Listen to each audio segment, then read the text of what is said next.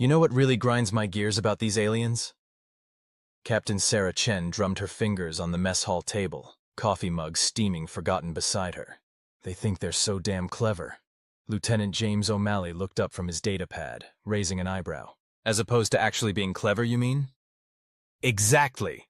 She jabbed a finger in his direction. Take these Vraxian negotiations. They come in with their fancy ships and their superior technology, acting like we're some backwater species they need to graciously uplift, while simultaneously trying to trick us into signing away mineral rights to half the solar system, O'Malley finished, setting down his pad with a snort. Real masterminds, those ones. The conversation echoed through the nearly empty mess hall of the UES Tenacity, one of humanity's newest diplomatic vessels. The ship itself was a testament to humanity's approach to joining the galactic community. Sleek and professional on the surface, but with enough hidden teeth to make anyone who looked closer think twice about causing trouble. Sarah took a long sip of her coffee, savoring the bitter taste. You know what the worst part is? They don't even try to hide their contempt. Did you see Ambassador ZK Tex's face? Well, face equivalent, when we caught that clause about temporary planetary stewardship in Section 47. You mean when their primary translation membrane turned that lovely shade of embarrassed purple? O'Malley chuckled. Hard to miss. Though I'm still not sure if that was from getting caught or from realizing we'd actually read the whole thing. Probably both. Sarah leaned back in her chair, studying the ceiling. They really thought we'd just skim it, didn't they? Because obviously primitive humans couldn't possibly parse proper legal documentation. The ship's AI chimed in through a nearby speaker, its tone dry. In fairness, Captain, most species do find human contract law rather intimidating. Our lawyers are apparently considered something of a galactic horror story. Thank you for that insight, Arya, Sarah replied with a grin, though I'm not sure whether to be proud or concerned about that particular reputation. Both is good, O'Malley offered sagely. Their conversation was interrupted by the ship-wide comm system crackling to life. Captain Chen to the bridge. Priority message from Vraxian High Command. Sarah groaned, pushing herself to her feet. 10 credits says they're about to try something stupid. No bet, O'Malley replied, already reaching for his own coffee. I'll head down to engineering. Something tells me we'll want the systems warmed up. As Sarah made her way to the bridge, she couldn't help but marvel at how predictable some of these alien species could be. For all their supposed superiority, they kept making the same fundamental mistake. Assuming that humanity's relatively recent arrival on the galactic stage meant they were naive, easily manipulated, or both. The bridge was humming with quiet activity when she arrived, her crew professional but alert. They'd all been through enough of these situations to know how they typically played out. On screen, she ordered, settling into her command chair. Let's see what our friends have to say. The massive view screen flickered to life, revealing the iridescent, multi-limbed form of High Commander Vrixta. Sarah had to admit they cut an impressive figure, all shimmering scales and predatory grace. But she'd learned long ago that impressive appearances didn't necessarily correlate with impressive decision-making.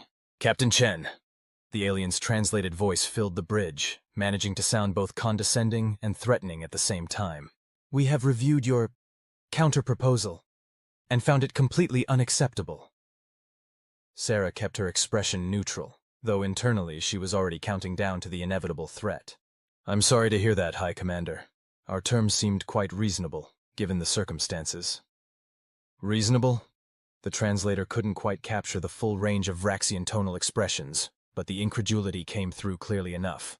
You demand equal profit sharing on all extracted resources, insist on maintaining sovereign control over your orbital spaces, and require our mining operations to adhere to your environmental protection standards. Yes, Sarah replied simply. Those are indeed some of our terms. Was there something unclear about them? She could practically see the alien leader's patience fraying. Right on schedule. Perhaps, Vrixta said, their scales rippling with barely contained anger. We were not clear enough about the reality of your situation. The Vraxian Imperium does not negotiate with lesser species. You will accept our original terms, or we will be forced to demonstrate why resistance would be unwise. And there it was. Sarah allowed herself a small smile, one that didn't quite reach her eyes. High Commander, I would strongly advise against that course of action. You would threaten us? The alien's voice dripped with disdain. Your species has barely mastered faster-than-light travel. The Vraxian fleet has conquered worlds since before your ancestors discovered fire. Sarah leaned forward in her chair, all pretense of diplomatic niceties falling away. That wasn't a threat, High Commander. That was a friendly warning. You see, humanity has a long and complex history of dealing with bullies who think superior technology equals superior everything. It rarely ends well for the bullies. You have one planetary cycle to accept our terms, Vrixta declared, ignoring her warning entirely. After that, we will take what we want. End transmission. The screen went dark, leaving the bridge in momentary silence. Well, Sarah said, standing up. That went about as expected. Status report? Her tactical officer, Lieutenant Commander Patel, was already pulling up holographic displays. Vraxian fleet is maintaining position just outside the orbit of Mars. 17 capital ships, roughly 40 support vessels. They're trying to mask their energy signatures, but we're picking up weapon systems charging.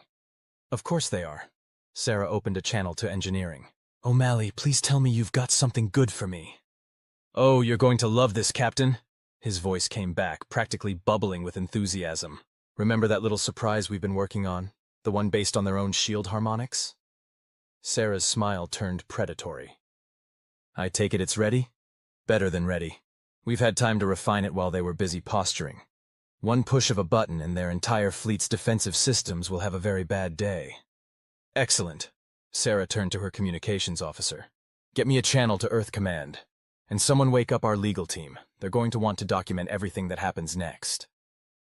The next 24 hours were a flurry of activity aboard the Tenacity and throughout the Sol system. Earth's response to the Vraxian ultimatum was polite, measured, and absolutely unmoved. They even threw in some helpful historical references about previous attempts to bully humanity into submission, complete with detailed accounts of how those attempts had ended. The Vraxians, true to form, ignored every warning. When their fleet moved to attack position, they did so with all the confidence of a species that had spent centuries dominating technologically inferior opponents. Their ships were impressive, their weapons were powerful, and their tactical formations were textbook perfect. They never stood a chance. The first indication that something was wrong came when their shields failed to repel a seemingly simple probing attack from Earth's defensive platforms. The second came when their attempts to raise new shields resulted in cascading system failures throughout their fleet. The third, and by far most humiliating, came when they realized that humans had not only understood their technology, but had found and exploited weaknesses they themselves hadn't known existed. You know what the real irony is? Sarah mused, watching from the Tenacity's bridge as Earth's forces systematically disabled the Vraxian fleet. Not destroyed, humans had learned that leaving survivors to spread the word was far more effective in the long run. They had access to our historical records. They could have read all about this exact scenario playing out at least a dozen times since we joined the galactic community. Pride goeth before a fall, O'Malley quoted from his engineering station. Though in this case, it's more like pride goeth before an embarrassing surrender, and probably some very uncomfortable questions from their government about how they managed to lose to a primitive species. The battle, if it could even be called that, was over in less than an hour. The mighty Vraxian fleet, terror of 3 spiral arms, was reduced to floating helplessly in space while human ships calmly took them into custody. Captain? Lieutenant Commander Patel called out, amusement clear in her voice. We're receiving a transmission from High Commander Vrixta. They're requesting to discuss terms of surrender, and apparently would like to review our original counter-proposal. Sarah couldn't help but laugh. Put them through. And someone get our lawyers up here. I think they've earned the right to handle this one personally. The image of High Commander Vrixta appeared on screen again, though their bearing was considerably less imperial this time. Their scales had taken on a distinctly grayish tinge that Sarah's xenobiologist had once described as the Vraxian equivalent of looking like they'd seen a ghost. Captain Chen, they began, their translator struggling to convey the complex mix of humiliation and resignation in their voice. It seems we may have misunderstood certain aspects of human capabilities. Oh? Sarah kept her tone light, professional. Do tell. Our intelligence suggested your species was still struggling to grasp basic principles of unified field theory and quantum mechanics. Yet you were able to completely neutralize our most advanced defensive systems. Ah, yes. Sarah nodded sagely. I believe there was something in our historical documentation about making assumptions based on apparent technological levels. Did your intelligence team happen to come across the human idiom necessity is the mother of invention? Or perhaps the one about how quickly we tend to advance when someone makes the mistake of pushing us into a corner? The alien leader's body language screamed discomfort. We may have overlooked certain cultural factors in our analysis. A common mistake, Sarah assured them, though usually not one made twice. Now, about those surrender terms. I believe we had some very reasonable proposals already drawn up. What followed was perhaps the most one-sided negotiation in recent galactic history. The Vraxian Imperium not only accepted Earth's original terms, but agreed to additional clauses about technology sharing, cultural exchange programs, and a formal apology to be broadcast throughout known space. The latter wasn't Earth's idea. It was actually suggested by one of the junior Vraxian officers who had apparently studied enough human history to know how this sort of thing usually played out. Better to get ahead of the story than let humanity's version become the only one circulating in galactic social channels. Later, during the formal signing ceremony aboard the Tenacity, Sarah found herself sharing a drink with a much more subdued High Commander Vrixta. There is one thing I still don't understand, the alien leader admitted, their translator struggling to convey the complex harmonics of their native speech. Why didn't you simply tell us about these capabilities from the beginning? Surely a demonstration of strength would have been more efficient than allowing us to proceed with our miscalculation. Sarah considered the question carefully, taking a sip of her drink before responding. High Commander, have you ever heard the human phrase, teaching moment? The alien's translation membrane flickered in confusion. I'm not familiar with this term. It's when you allow someone to learn a lesson through experience rather than just telling them, Sarah explained. Sometimes, especially when dealing with deeply held beliefs or prejudices, simply telling someone they're wrong isn't enough. They need to discover the truth for themselves. And our defeat was such a teaching moment? Exactly. Sarah smiled, though I prefer to think of it as a cultural exchange. We learned more about Vraxian shield technology, and you learned some valuable lessons about making assumptions. Everyone wins. Some might argue that we very definitively did not win, Vrixta pointed out dryly. On the contrary, Sarah countered. You're leaving this encounter with fair trading terms, new technological insights, and a much better understanding of a potential ally. That's a far better outcome than many who've made similar mistakes. Just ask the consortium about their attempted peaceful annexation of Mars. The alien leader's scales shifted in what Sarah had learned to recognize as surprised interest. I'm not familiar with this incident. You should look it up when you have time. It's a fascinating case study in why attempting to colonize humans is generally a poor business decision. Sarah finished her drink and stood. Now, shall we go finish signing those trade agreements? I believe your new cultural exchange officer is eager to start setting up the first round of programs. As they made their way to the conference room, Sarah couldn't help but reflect on humanity's unique position in the galactic community. They weren't the most technologically advanced species, or the most numerous, or even the most naturally gifted. But they had something that many older species seem to have forgotten, the ability to adapt, to innovate, and most importantly, to learn from both victory and defeat. The Vraxians had learned that lesson today. And tomorrow? Well, there was always another species ready to test their luck against the seemingly primitive humans. But that was fine. Humanity had gotten very good at teaching. After all, as another human saying went, those who don't learn from history are doomed to repeat it, and humanity had a lot of history to share. 6 months after the Vraxian incident, as it had come to be known in diplomatic circles, Captain Sarah Chen found herself in an oddly familiar situation. The only difference was that this time, she was sitting in one of Earth's most prestigious lecture halls, facing a room full of eager alien diplomatic students. The fundamental mistake, she explained to her rapt audience, wasn't in the Vraxians' military strategy. It was in their basic assumptions about human nature. A Centaurian student raised 3 of their appendages, their species equivalent of a raised hand. But surely their technological superiority should have provided some advantage. Sarah smiled, remembering similar conversations she'd had with certain humbled Vraxian officers. Technology is only as good as your understanding of how to use it, and how others might use it against you. The Vraxians had centuries of experience fighting species who approached warfare the same way they did. They weren't prepared for a species that looked at their superior technology and thought, how can we turn this into our advantage? The lecture hall had become something of a regular commitment for her between missions. After the incident, Earth's diplomatic corps had decided that first-hand accounts of such encounters were invaluable teaching tools, not just for humanity's own diplomats and officers, but for their alien counterparts as well. Captain Chen, a Vraxian student called out, one of the first to attend Earth educational institutions under the new cultural exchange program. Our historical records suggest that humanity's technological development was remarkably rapid compared to most species. How did this not raise concerns among our strategic analysts? An excellent question, Sarah replied, noting with approval how the young Vraxian had said our analysts, showing a commendable ability to acknowledge and learn from past mistakes. The answer lies in how different species measure technological progress. Your analysts focused on specific technological benchmarks, FTL capability, energy generation, weapons systems. What they missed was humanity's greatest strength, our ability to take existing technology and adapt it in unexpected ways. A soft chime interrupted her explanation, the signal that their session was nearing its end. But before she could begin wrapping up, her personal communicator buzzed with a priority alert. The students watched with interest as her expression shifted from professional educator to focused military commander in an instant. "I apologize," she said, already rising from her seat, "but it seems we'll have to cut this session short. Duty calls." The students murmured in understanding. Many of them were training for similar roles in their own species' diplomatic corps. As Sarah made her way to the exit, she heard one of them muttering to another. 10 credits says someone else is about to learn why you don't underestimate humans. She couldn't help but smile at that. The lesson was spreading. Minutes later, Sarah was aboard a rapid transport to Orbital Command, reviewing the situation briefing on her tablet. The details were depressingly familiar.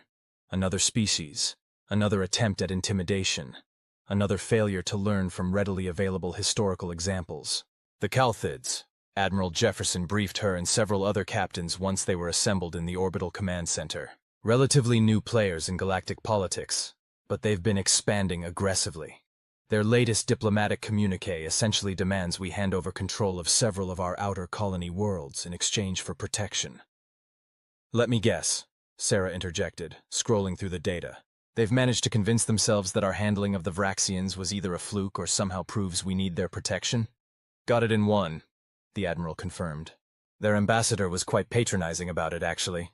Kept talking about how impressed they were that we managed to defend ourselves against such a minor power as the Vraxian Imperium." Several of the assembled officers couldn't help but laugh at that. The Vraxian Imperium was many things, but minor was not one of them. At least, not until their recent diplomatic embarrassment. "Do we have any intel on their actual capabilities?" another captain asked. "Some," Jefferson replied, bringing up a holographic display of Calthid ship designs.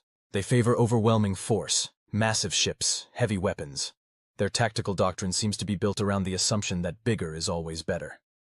Sarah studied the displays thoughtfully. "Have they had any actual combat experience with technologically advanced species?" "None," the Admiral confirmed.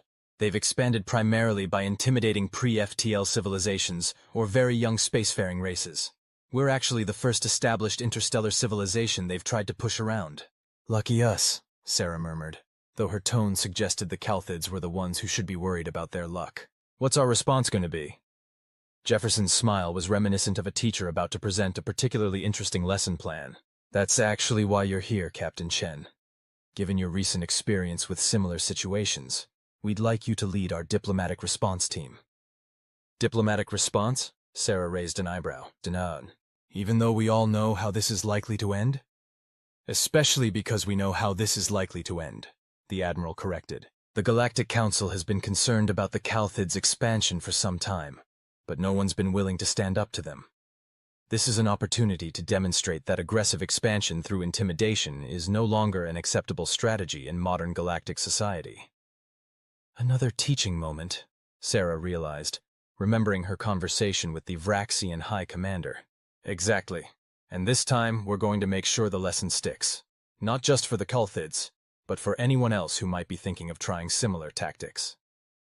The meeting continued well into the night, as the assembled officers crafted what would come to be known as the Terra Doctrine, a formal declaration of humanity's position on interstellar bullying, backed by very practical demonstrations of why such bullying was a poor life choice.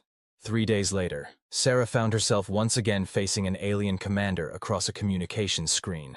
The Calthid ambassador was an impressive sight. Their species favored cybernetic augmentation, and this one had clearly spent a fortune on making themselves look as intimidating as possible. "Captain Chen." The ambassador's synthesized voice managed to sound both melodious and threatening. "I trust you've had time to consider our generous offer of protection?" "We have," Sarah replied pleasantly. We've prepared a detailed response which I believe addresses all the key points of your proposal. She nodded to her communications officer, who transmitted a data packet to the Kalthid vessel. The ambassador's cybernetic eyes flickered as they processed the information.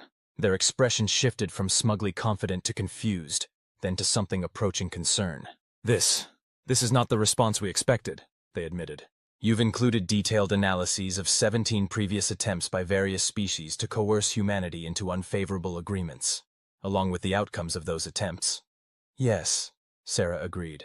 We find that proper documentation helps avoid misunderstandings. You'll notice that Section 4 includes specific references to our recent diplomatic exchange with the Vraxian Imperium, a power which I believe your own analysts consider significantly more advanced than the Kalthid Ascendancy. The ambassador's cybernetic implants whirred as they processed this information. Are you threatening us, Captain? Not at all, Sarah assured them. We're simply providing context for our counter-proposal, which you'll find in Appendix C. More whirring as the ambassador accessed that section of the document. Their expression shifted again, this time to something approaching disbelief. You're proposing a partnership? After we threatened your colonies? We prefer to view it as an opportunity for mutual growth, Sarah explained.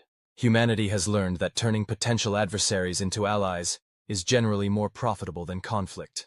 Though, she added with a smile that was just a bit too sharp to be entirely friendly, we're prepared for either outcome.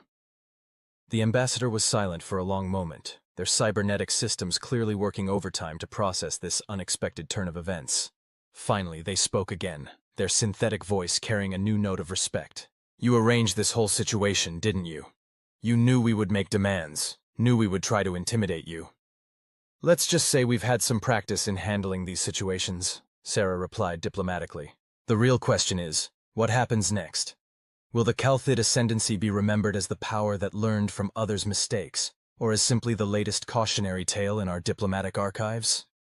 The answer came 3 weeks later, when the Kalthid Ascendancy formally joined the Terran Trade Alliance, a new organization that would eventually grow to become one of the most influential economic and cultural forces in the galaxy. The Kalthids, it turned out, were excellent business partners once they got past their initial impulse toward conquest. You know what the really clever part was? O'Malley commented to Sarah months later, as they watched a mixed crew of humans and Kalthids installing new defensive systems on the Tenacity. We managed to turn their love of intimidation into a market advantage. Who better to help develop defensive systems than a species that spent centuries figuring out how to look scary? Sarah nodded, sipping her ever-present coffee. It's almost like different species working together and combining their strengths is more productive than trying to dominate each other. Think anyone else will figure that out without us having to demonstrate it the hard way? Probably not, Sarah admitted. But that's okay. Humanity's gotten pretty good at teaching these lessons. And who knows? Maybe someday we'll encounter a species that actually reads the historical records first. Now that, O'Malley laughed, would be a real first contact worth celebrating. Until then, humanity would continue doing what it did best, adapting, innovating, and occasionally providing object lessons in why it was a very bad idea to push them too far. After all, as yet another human saying went, those who can do, those who can't teach, and humanity, it seemed, had become remarkably good at both. 2 years after the formation of the Terran Trade Alliance, the UES Tenacity found itself hosting an unprecedented gathering.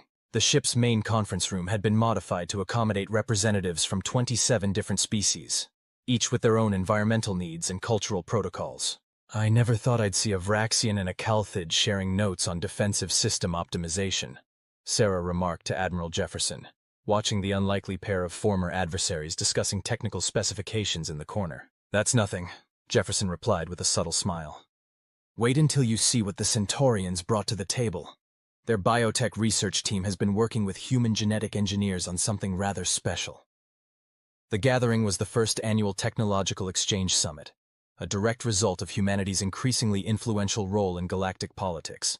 What had started as a series of teaching moments had evolved into something far more significant, a genuine multilateral partnership for technological and cultural advancement. Captain Chen, a familiar synthesized voice called out. Sarah turned to find the Kalthid ambassador, now the head of their species' research and development division, approaching with their characteristic mechanical grace. We've completed the preliminary analysis of that theoretical framework your quantum physics team proposed. And? Sarah prompted, noting the almost excited whir of the ambassador's cybernetic systems. It's brilliant. Completely counterintuitive by conventional standards, but brilliant. Combining human theoretical creativity with Calthid computational architecture. They paused, their cybernetic eyes flickering with what Sarah had learned to recognize as their equivalent of enthusiasm. We've already begun constructing a prototype. Before Sarah could respond, the ship's AI interrupted with urgent news. Captain, we're detecting multiple unregistered vessels entering the system. Energy signatures suggest... Well, this is interesting. Define interesting, Arya, Sarah requested, already shifting into command mode. The ships appear to be utilizing a combination of technologies from at least 3 different species, none of them properly integrated. If I had to hazard a guess, I'd say we're looking at scavenged or stolen tech. The conference room quickly transformed from a casual gathering of scientists and diplomats into an impromptu war room. Displays flickered to life, showing the approaching vessels' trajectories and configurations. Pirates, High Commander Vrixta declared, their scales shifting to a warning pattern. We've had reports of a new consortium operating in the outer systems, but nothing suggested they'd be bold enough to attack a gathering like this. Not pirates, the Calthid ambassador corrected, their cybernetic systems processing the sensor data. Look at their formation patterns. These are military vessels, just disguised to look like irregular forces. Sarah studied the tactical display, a suspicion forming. Arya cross-referenced these ship configurations with known black market technology trades over the past year. The AI took barely a second to respond. Match found. Components traced to purchases by the hegemony of unified systems. A murmur went through the assembled representatives. The hegemony was one of the few major powers that had refused to join the growing network of cooperative agreements Earth had been building. They'd remained isolationist, watching with increasing concern as humanity's influence spread through the galaxy. So, Sarah said, her voice carrying clearly through the now silent conference room, they decided to test our defenses while all our senior military and scientific personnel are conveniently gathered in one place. Clever. Clever, Admiral Jefferson agreed, but perhaps not as well thought out as they imagine. Would anyone care to explain why? It was the young Vraxian diplomatic student from Sarah's lectures, now a junior attaché, who answered first. Because they're operating under the same flawed assumption that led to our own miscalculation. They believe they're attacking a diplomatic gathering, when in fact, the Calthid ambassador continued, their synthesized voice carrying a note of what could only be described as predatory anticipation. They're attacking the single largest concentration of military and scientific expertise ever assembled in this sector of space. Sarah couldn't help but smile as she watched the room transform. Scientists and diplomats seamlessly shifted into their secondary roles as military strategists and tactical advisors. Theoretical discussions about shield harmonics and weapon configurations gave way to practical applications. The gathered representatives didn't see a threat. They saw an opportunity to field test 2 years of collaborative research and development. Captain, Arya announced, a hint of amusement in her artificial voice. The attacking fleet is broadcasting demands for our surrender. They're claiming to be independent operators seeking to liberate advanced technology for the benefit of all species. How altruistic of them, Sarah remarked dryly. I assume everyone here would like to show our appreciation for their concern. The response was unanimous. Within minutes, the conference room had been transformed into a fully operational command center. Display screens showed tactical overlays, theoretical models were rapidly converted into combat algorithms, and species that had once been bitter rivals worked together with seamless efficiency. You know, O'Malley commented from his engineering station, where he was coordinating with a team of Vraxian shield specialists. I almost feel sorry for them. They have no idea what they're actually attacking, do they? That seems to be a recurring theme in human history, Sarah replied, though in this case, I think the lesson will be particularly educational. The battle that followed would later be described in galactic military academies as a masterclass in multi-species tactical cooperation.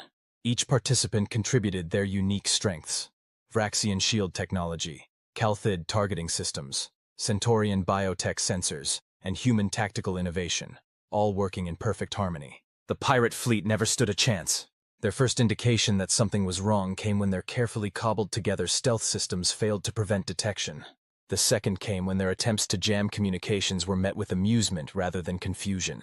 The third, and by far most humiliating, came when they realized that every system they had stolen or scavenged was being countered by its original developers.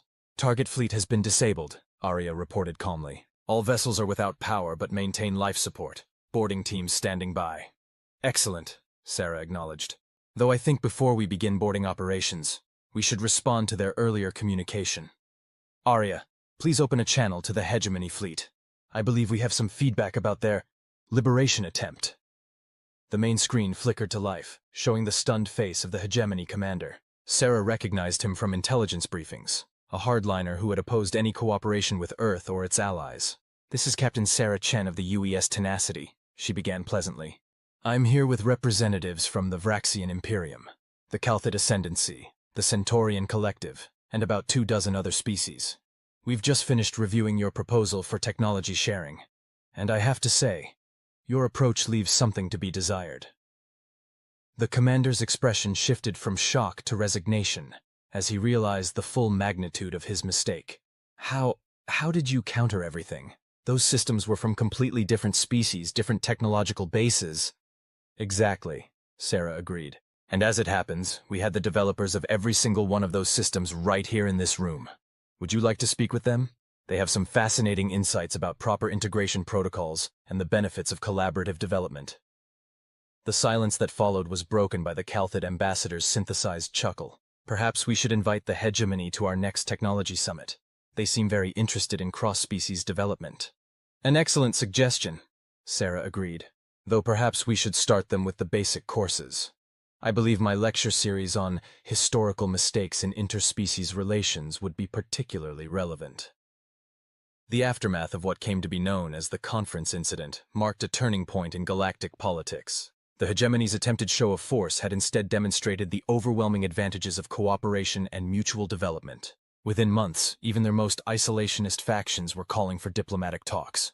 But perhaps more importantly, it had proven something that humanity had been trying to teach the galaxy all along. That true strength didn't come from technological superiority or military might, but from the ability to work together, to learn from each other, and to turn potential adversaries into allies. You know what the really interesting part is? Sarah mused to O'Malley months later, as they watched a mixed team of human and Hegemony engineers installing new collaborative defense systems. Every single species that's tried to prove human inferiority has ended up proving exactly what makes us strong. Our ability to adapt? O'Malley suggested.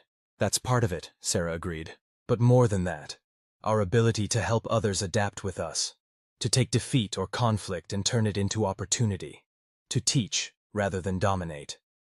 Think anyone else will try to test that strength again? Sarah smiled, watching as former enemies worked together to build something new. Probably, but that's okay. Each attempt just gives us more allies to help teach the next lesson. And so humanity continued its unique role in the galaxy, not as conquerors or victims, but as teachers, innovators, and proof that the most powerful force in the universe wasn't technology or weapons, but the ability to learn, adapt, and grow together. After all, as yet another human saying went, the best revenge is living well. And humanity, it seemed, had mastered the art of helping everyone live well, even those who had once tried to prove them inferior. The end.